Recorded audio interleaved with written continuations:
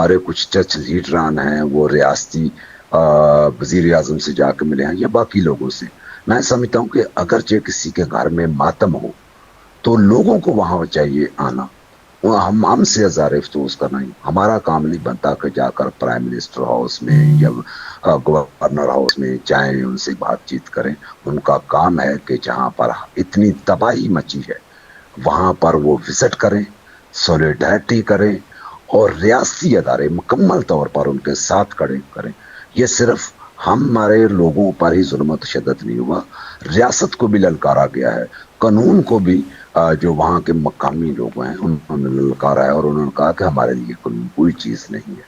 اور ہمارا خدشہ یہی ہے کہ جس طرح ماضی میں سارے ہونے والے جو مس ایپ ہے یا انسیڈنٹ ان میں ہوا ہے کہیں ایسا یہاں پر بھی نہ ہو کہ جڑاں والے کے متاثرین کو انصاف